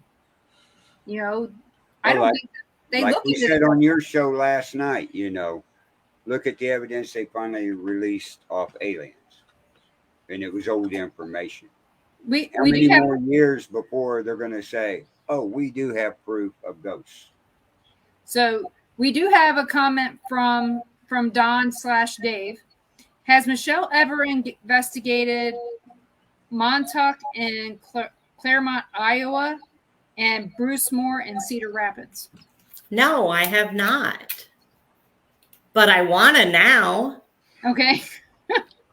And then he also said he'd go back to Henry VIII time. Fair enough. I just want to touch on what Pastor Gary said as well. I just want to let you know that the portals can come in all different shapes and sizes too, from different cultures. Like, I'll pull this up here. This is a famous one. I'll tell you the story behind it as well, just because I've Googled. So this is the portal in Barrow in North Wales. It is a portal to the other world, otherwise known as Anon, and the only way it can be closed is if you walk into the middle of it, and you've got strong enough constitution to be able to walk into the middle of it and put the blade of a Kingslayer into the ground. What is a Kingslayer? So the blade has to have killed a king. Oh, okay. So that right there is rare enough to where it ain't gonna happen. Yeah. Okay. This thing gives off some freaky energy that I just don't go near stuff like this. What kind of rock is that? Not too sure what kind of rock it is, but Never heard of that. I've got no way of explaining how they managed to get it to balance so perfectly. It looks like granite. Yeah, it could very well be. I got no explanation of how it's balanced so perfectly, and also they got something that size on top of these smaller rocks. Aliens. Yeah, but and that's a fact. Yeah, it could be. Well, it's just like Stonehenge, Yeah, but that's one from my culture. You got the Native American portals, all sorts from all over the place, and you got to remember the United States is a melting pot of different cultures as well. but your portal is in between the stones. Yes, Right in that opening. Right. Ours out here is in a pathway in between two trees. Yeah. Exactly. All different shapes and sizes. That's it. And they could have built that just using your average lever system that the cavemen used back in the day. But if that's granite, look how heavy them stones would be. Yeah. Well, you got the pyramids. Well, yeah. You know that. That's Yeah, still an amazing feat, no It is. matter I mean, what you all of think them about it. are amazing when you look at them and you think about how much weight, how many people did it take to build that? You know, And look what they had to chisel them off to get them at the right angle to block them up, and to stand there for however many thousands of years. thousands of years and withstand the sandstorms. We know how sand and wind beats rock to death and ruins it. So this one is dated from the 11th century. Really? Yeah. So And that's over in Wales, right? Yes. I could even drive us out today. I'm not going to get too close to it though, but I'll gladly Oh, set you come on a on. rock and watch it. hey, Luke, I would walk right want into you the to middle go out there with your laptop and Yeah, walk what out would to happen if it you and walked see if in the it middle? dies. because you have to have a blade that killed a king. Well, I'm just saying. So I don't have a blade that killed a king that I know of. I mean, I guess I would ask Luke that question, but I really don't want the answer. what? 'Cause he's probably got one. I don't. I got one that killed a duke. See, not a king. Like I said, there's not that many kings that have been killed Well, you'd half close it then.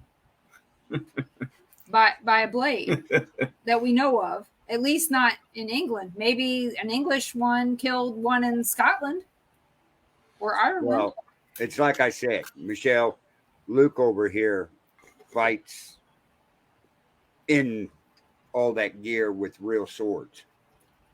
He just did one, what, a week and a half ago, 2 weeks ago? Oh, and how did you make out in that, Luke? He's got all his limbs. Couldn't do full armored combat because of my ankle. I've got a hairline fracture from stressing it too much. But I did manage to do long sword fencing. I made out pretty good in that. And she actually did compete. And she won. I've got the videos sorted out now. I will get them put onto the computer. They're on my laptop at the moment.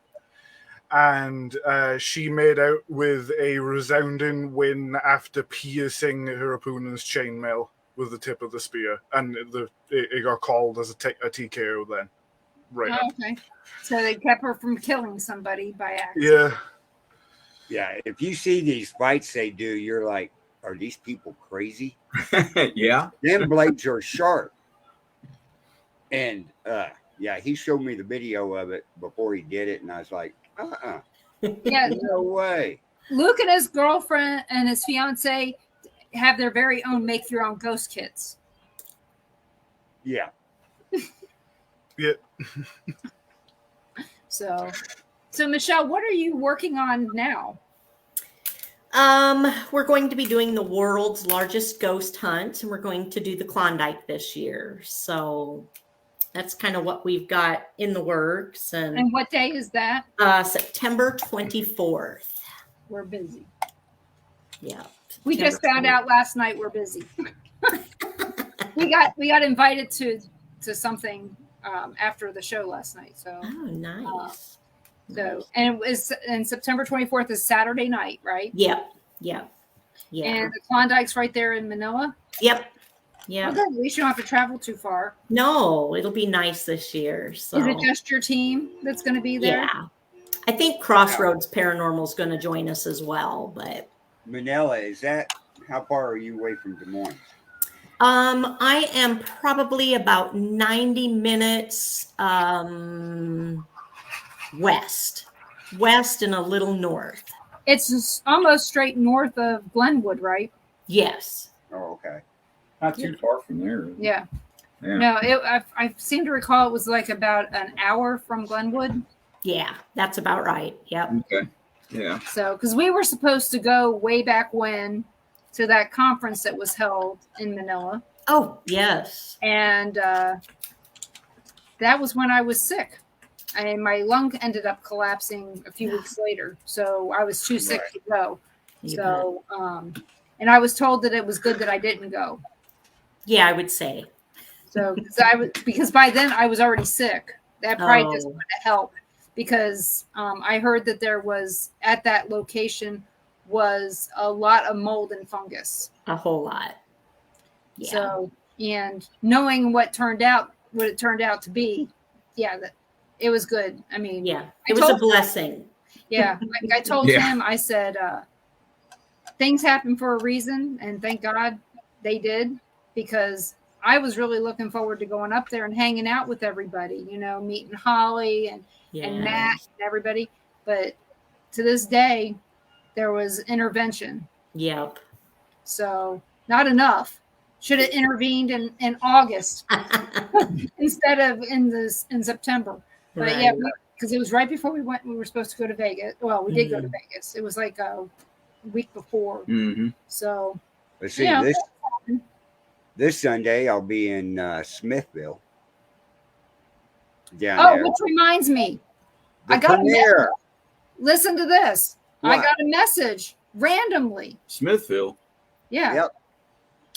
From KD. Yeah. Oh, okay. So randomly, I got a message from KD on Sunday. You going down to visit his shop? No, the premiere. The premiere of the Oh, Ghost yeah, of that's Devil's right. Perch. So That's right. We were supposed to go, yeah. So on Sunday, he sends a message. He goes, let's see, where's it at? He goes, I love y'all, right? Just randomly on Sunday. And I said, yes, of course. Why wouldn't you love us? Right. And then he goes, you got to come to the shop one day. I said, we plan on it. And he goes, let me know. And I said, we'll come after we get back from helping our daughter move in. And I said, I can't wait to see it. And he goes, well, we can't wait to see you. Take care and safe travels. And then he says, oh, and when you do visit, you have to be blindfolded and you have to take a blackout van and stuff. Sorry, just policy. It's like the Bat Cave, but cooler. Yes, it is. And I go, okay. I mean, what else? What am I going to say, right? So, like I said, on Sunday, we were coming back from Iowa, and I tell him, I go, KD just sent me a message. He goes, KD? And I go, no, KD. That's what I said. And so, KD. So we started talking that. And then today I heard from Sarah Lemos. And I hadn't heard from her. She wants to be on the show. Since I met her, I met her back in May, and I hadn't heard from her since then. And she's like, oh, it'd be fun to be on your show. And I sent that message back at the beginning of June. Well, see, me and Gary went down there to the new brick and mortar building. Right. His new lab, right? Got to talking and they remembered everything. And I told them we was up there with you guys in Atchison that day and had lunch. Yeah. When he was going over there. He goes, him and Katie both go, well, why didn't you guys come? And I went, no, we weren't invited. And no, wherever we're at, you make sure you come. And I was like, no, we're not. Yes, you are. Well, the thing is you didn't know. I mean, none of us knew because there was tickets sold, you know. You know what we ought to do for our big investigation and get everybody together? We ought to do the McIntyre. How big is it? Yeah, it's probably 2 stories in a basement. 4,000 square feet. It's big enough. And you can't hear the people upstairs when you're in the basement, which is good. Oh, because in some places you can hear the people in the basement, even if you're on the top floor. And there's actually an attic, so there's 4 floors. KD and Katie both want to come out to the cemetery. I know, he keeps saying that. Yeah. And when are we going to get that chance? I know. So when we're going to get a chance to get everybody together and get out there. That's the question. And that. Yeah. And but this Sunday, it's supposed to be at a bank down in Smithville where they're doing the premiere. Did you watch the Dave Schrader shared a preview? Did you see it? Yeah. I even watched KD on his show last night. KD was on there. Schrader's going to do a bunch of shows during this series with everybody that was involved in the Devil's Perch out there, from the sheriff, the mayor, KD, the other lady and stuff that was there. So they're going to be doing all that. I'm just really still not happy that I didn't get to meet Cindy Kaza when she was out there, because she had already left that morning to go out to the Elms. so we didn't get the chance to see her. So if we'd have come up Friday night, we would have had that chance, but we weren't invited. Yeah, we had a good time up there But with we did everybody. have fun. Yeah, that was fun. And it scared the shit out of Sarah when I got scratched. Yeah. She wasn't real happy about that. No. But now when you go to his brick and mortar, it's a real laboratory in there, basically. Yeah, I'll bet. It's really cool. Yeah, the paranormal mad scientist is. So Yeah. you got to we be. were one of the very first ones to walk in So to it. Yeah, we got can't to wait. see his ink box in action. Yeah, that we got. and guys, I liked it. That was really good. And when we're I'm down wanting there, to see this God's more of helmet. this ghost helmet.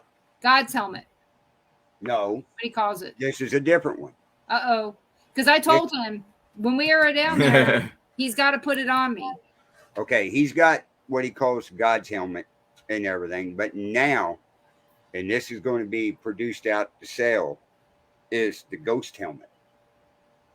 It hooks up to a computer, the way I understand it, and I may have it right.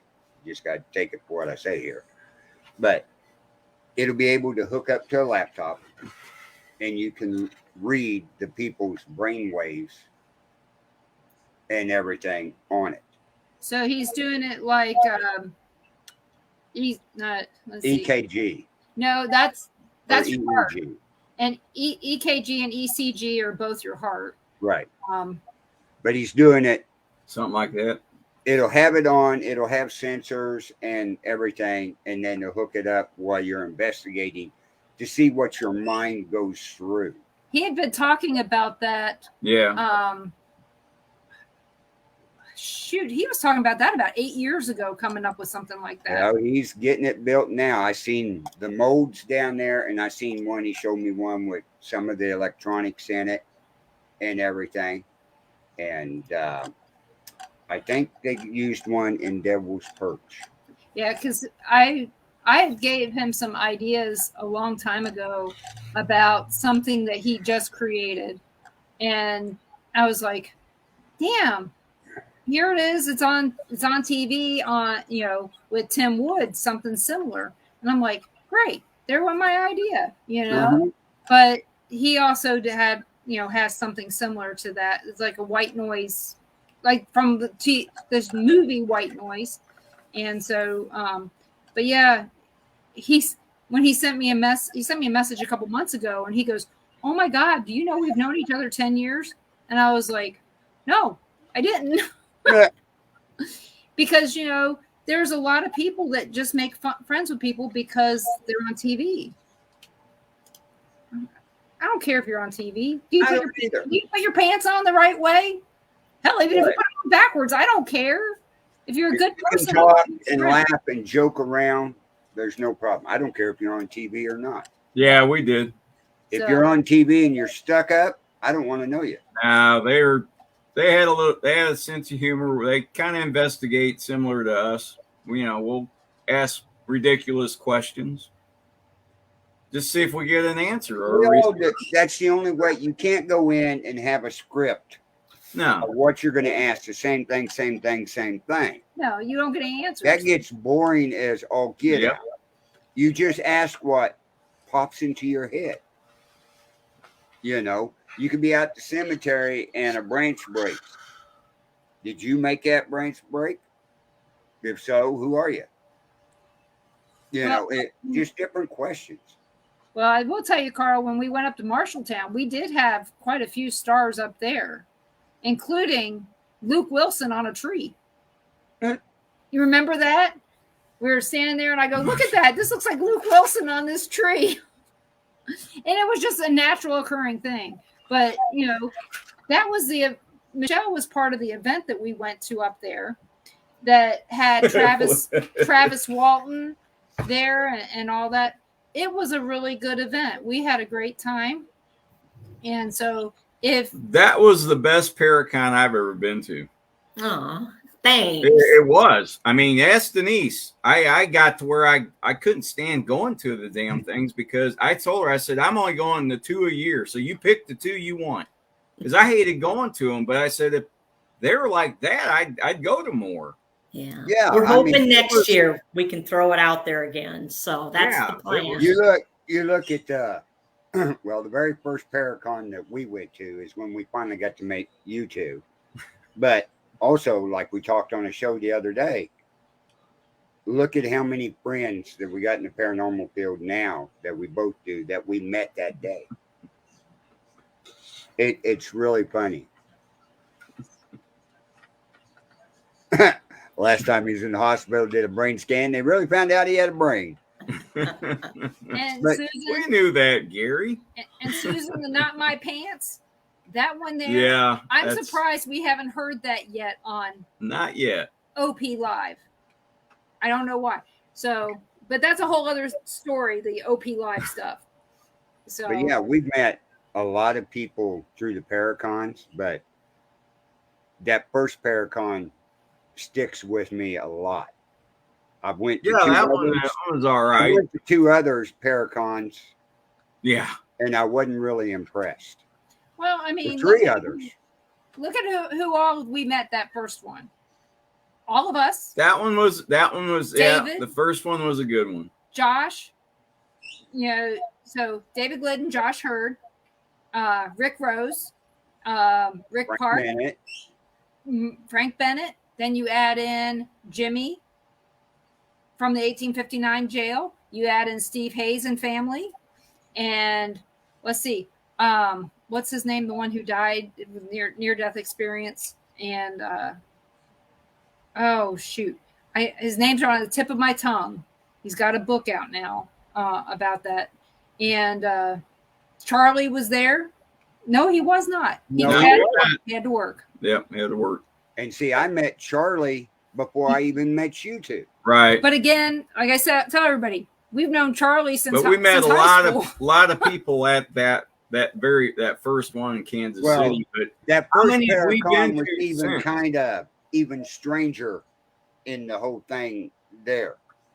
Because the only way we went to the Paracon, well, we was going down there to meet you guys, but we went down there to help with Dust to Dawn. right. And remember that situation going on? I mean, I'm like, okay, yeah. Yeah, I forgot somebody that we met that was important that we met. Justin Spurrier. I Yes, we saved him a did. shitload of money that day by finding his glasses. So I remember that. And then we met another team that we will not give air to. Oh, yes. So, But but again, we did. Oh, Hector. I was trying to think of Hector. Yeah, Hector. yeah, Hector's a good guy. And But between that first one in Kansas City Sugar and Creek, Marshalltown, in between, there was some I haven't crap. been to a good one. It was just everyone I've been to had a negative vibe. It just had a bad feel to it. This one in Marshalltown was totally opposite. How about the one in DeKalb? Everything was good. I mean, everybody was happy. Well, it was nice. I mean, everybody was really friendly. There was a little sadness behind the scenes. We just tried to Well, hide it. Well, you look at the one, I know you guys had to work your tails off. well, look I at mean, they kept two me. Paracons here in Kansas City after that. Nah, I wouldn't. That one was at the big Masonic Independent. Lodge Yeah. down there. Oh, yeah, When yeah, the flood that went on down there on Blue Creek Yep. and stuff, that one there, Horrible I wasn't vibe. impressed. Oh, the No. one on Holmes Road was. Yeah, bad. that was- And then the one in downtown Kansas City where all the drug addicts were in Yeah, the we park wouldn't next go door there. to us. We didn't even That one was bad. Then went to the big roundup, right? Luckily, David Glidden was there and everything. Because listening to the guy that worked there, everything got screwed up. I mean, these people were supposed to help with this and this and this, and none of them did. That's why they were doing horse rides until 3 a.m. So Greg and their team didn't do what they were supposed to do. I'm not shocked. Nope. I mean, with all the stuff that they do at the Pythian, I thought for sure that it would be better than that. No. No, maybe It Paragon's wasn't. not their thing. I mean, was supposed David was there. I met Katie there for, probably 20 minutes. while he did a presentation, and I Yeah. met the Kling brothers Yep. there and had breakfast with them two big boys and everything, while everybody else was still passed out in the tents from the night before. Yeah, they were passed out. Yeah, that you can blame that on Jaeger. Yes, I know. And then I found a half a bottle of Jaeger 6 months after that in the back of my van. Ooh. I was like, oh, who put this crap in here? Oh, Oh, God. you can't say that. It's a glorious drink. Oh, I don't drink. That stuff tastes like black licorice. I drink it out of the bottle. No. We had no drinking in Marshalltown. Oh, There was no drinking. We barely had enough water to get through. But no, we had a good time. Yeah, we had fun. We did the tour. Well, one of the second night we were there, we had a bunch of people in the jail that decided that they wanted to do a ritual burning stuff, and I had to pull them aside and go, "You can't do this." And of course, Josh had no clue what was going on. No. And I'm like, "No, you can't do that in a paranormal location. What you do on your own time is one thing, but if this place is truly haunted, you don't want to be doing that, because what if they are planning on making this into a paranormal getaway?" Right. And then you just went and you cleared out their spirits.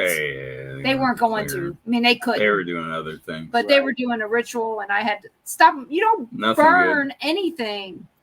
No fire. No, in someone else's property. Yeah, no open flames. Yeah, period. this girl, she was an idiot. Well, we're coming up on the time, so Michelle, tell everybody where they can find you at. You can find me. We have a Facebook. It's called Ventures Paranormal Investigations. And if you want to check out the other part of me, it's Omishka, Mind, Body, Soul, and so much more. Awesome. I want to thank everybody in the chat room for joining us tonight. Check out the Billerites Network for all the shows that we have on. And Denise, tell where they can find you and who's coming up. So you guys can find me on Monday nights at 7 p.m. Central right here on the Bill of Rights Network, as well as the Paranormal Pride pages, whether it's Facebook or YouTube. You can find me there. And this coming Monday, my guest is Alex Matsuo. She is an author. She is the person that I quote all the time about don't tell a family that they got a demon in their house, because you got to spend all your time proving there's not a demon there. So, and she's working on some other stuff. She's been on TV a few times. And our backdrop might be the beach. Don't know. We'll find out. That's good. And I can't Is that think of Monday's anything. show? Yeah, Monday is. Yeah, that'll be at the beach. Alex Right. Matsuo. Well, in Florida anyway. Yeah, at least Florida or Alabama. One of the Right. Luke, tell everybody about your show. Thursdays at 7 p.m. CST. I'm getting the time right, and Yeah. I've been up for a long time. Thursday 7 p.m. CST. You can join me for non-binaries, where I break down tech things to the layman level, so you can understand things and everything. I've covered games, I've covered popular media, I've covered different tech aspects. Last week's show we had the Girls from the Conservative View on. We broke down how not to get scammed by a assistant at your Walmart or wherever when you're buying computer pieces. I do everything from whatever you want to see, basically, when it comes to tech, and I run things around here with Carl, and behind the scenes I help Carl out. So if you got a question for me, I'm usually around here as well. So, Just ask up. But yeah, check out Billerites Network. Check out Things Network. Check out Rising Entertainment over there. What else? I guess that's about it. But we're going to close out tonight. I got a video to promote David Glidden's Paracon. So we're going to play that. And now, before you do that, guys, if you guys have any topics you want us to cover, let us know in advance, and maybe we can come up with some stuff, some guests that may help you answer those questions that are burning in your mind. Let me know. I probably know somebody. Yeah, I'm sure she does. I got a story to share next week. Okay. So, we'll see you next week. Thank you, everybody. Have a good evening. See ya.